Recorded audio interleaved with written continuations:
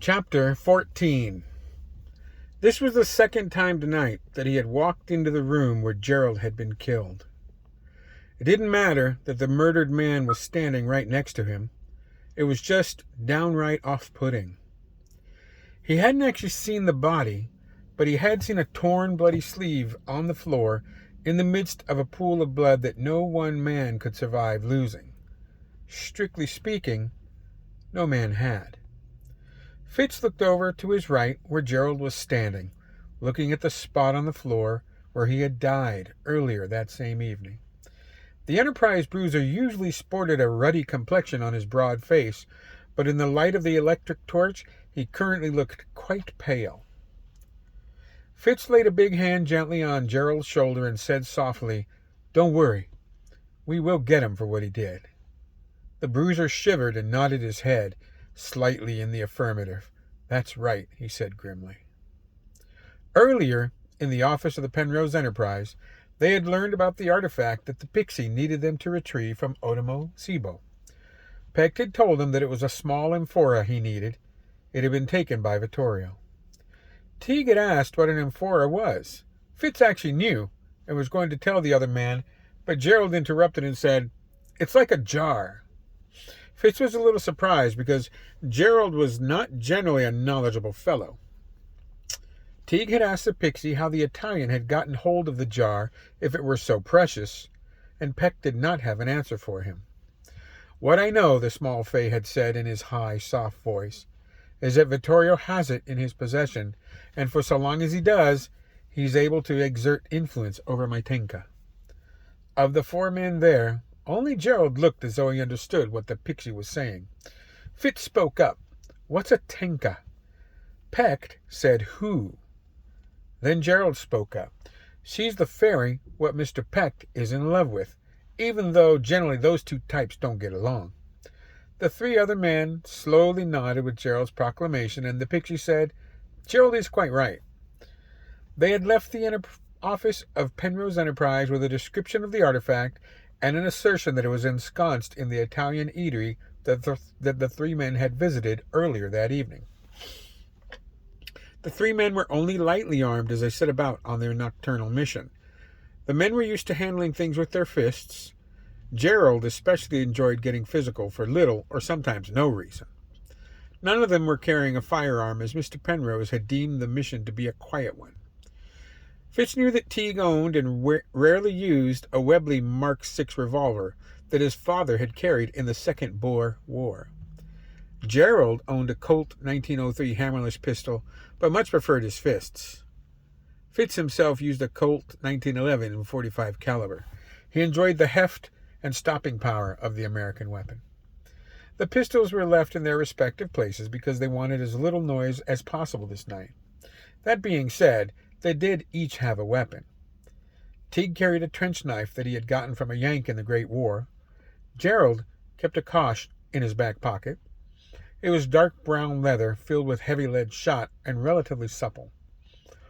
Fitz favored a trench club that had an empty Mills bomb affixed to the striking end. Because of the late hour, it was easy to get to the back entrance of Otomo Sibo unseen. The building was dark and seemingly empty. Not a surprise, considering the time of night. Gerald had wanted to bash the door in, as this was generally his approach to most problems he encountered. Fitz had told the bruiser to wait a moment.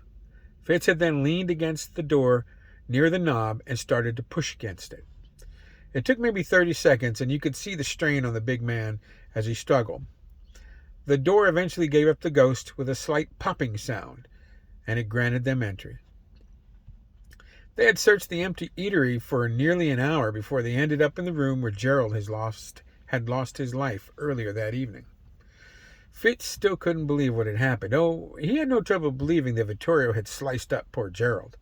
The Italian had done for dozens of men with that wicked razor of his. What he couldn't get his head around was that the big bruiser was walking, talking, and otherwise just living after what had happened to him. Fitz attended Mass, well, religiously, and as far as he knew, the only people who had ever come back for the dead were Lazarus and Christ himself. And yet, here was Gerald, looking around the very room where it had happened, It was just downright off-putting. He looked more pale than usual, but otherwise he was the same old Gerald. Fitz noticed that Gerald had his head cocked as if he were listening to someone, and then the bruiser pointed his electric torch at one of the other doors in the room. Gerald spoke. "It's in that room over there," he said. Teague asked him, "Well, how do you know that, Gerald?" The answer they got surprised both of Gerald's companions. Gerald said, "A mouse told me." Both of his coworkers had obviously incredulous responses. "What did you say?" Teague asked, and Fitz himself just blurted out, "What the hell?" Fitz went on with, "And who are you now, Dr. Doolittle himself?" Gerald looked confused, or maybe even a bit amazed, but responded, "There's a family of mice that live in the walls over there." He pointed to one side of the room. "There's something not natural in the next room."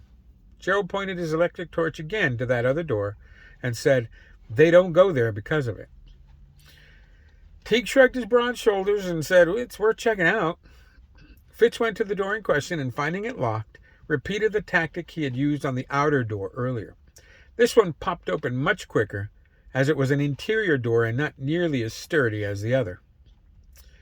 This room was clearly a storeroom of sorts. There were boxes and bags of foodstuffs and other items on shelves all about the large room.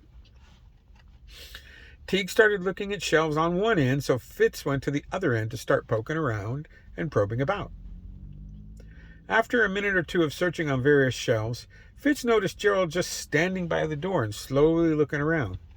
He was about to ask Gerald to help out when the bruiser walked to a shelf by an opposite wall and pulled a wooden crate off of a tall shelf. He placed the crate on the ground and then stood on it so that he could reach into the spot that the crate had just recently occupied. He came out with a corrugated paper box that was about 30 centimeters square. "Gotcha!" he exclaimed triumphantly. His two companions crowded around Gerald as he pried open the box. Teague was looking between the discovered carton and at the storeroom around them to be sure that the trio could not be caught unawares. They were, after all, here stealing something. It made no matter that they were taking something that had already been taken from its rightful owner. Fitz knew that if they were discovered here with what the Italians would consider their own property, well, things could get ugly.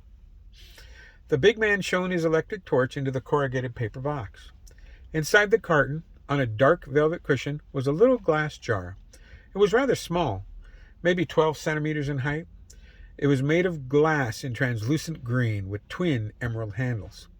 It reminded Fitz of images he had seen as a boy when he lived with his family in Rome for 2 years. He had never shared that part of his boyhood with his coworkers, so he had not been surprised at their surprise earlier in the evening when he had shown his mastery of the language while ordering a lavish Italian meal in Odomosibo. The images, Fitz recalled, had been of larger amphora, but the resemblance was there just the same. Fitz reached into the box and withdrew the small glass vessel. Gerald pulled a cloth bag from his pocket and accepted the green jar from the big man. Afterwards, Fitz would recall thinking that the thing smelled like the sea. Once Gerald had secured the artifact in the cloth bag and tucked it into his borrowed shirt, he took a moment to close the corrugated paper box. Then he replaced the now empty box in its hiding place, even going so far as to replace the wooden crate exactly as it had been before their arrival. The bruiser grinned at his two companions and said, "Let them chew on that." Fitz had to grin along with Gerald, and he noticed that Teague had a slight smile on his face as well. "Let's get out of here," Teague said as he led the way out of the storeroom.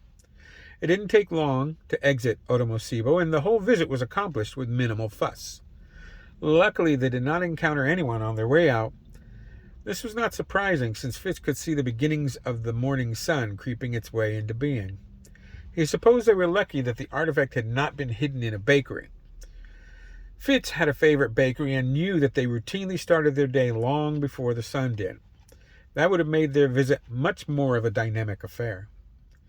He was glad of it, all things considered, because even though he was very good at being physical in his job, he took no joy in it. The drive back to the Enterprise office was uneventful. Fitz did notice that Gerald was driving somewhat more sedately than was his usual wont. Fitz thought this most likely due to the fact that Gerald was guiding the motor coach with only one hand. The other hand was clutching the bag that was holding the artifact, tucked within his shirt. And by that, Fitz did mean that the shirt Gerald was wearing did, in fact, belong to Fitz.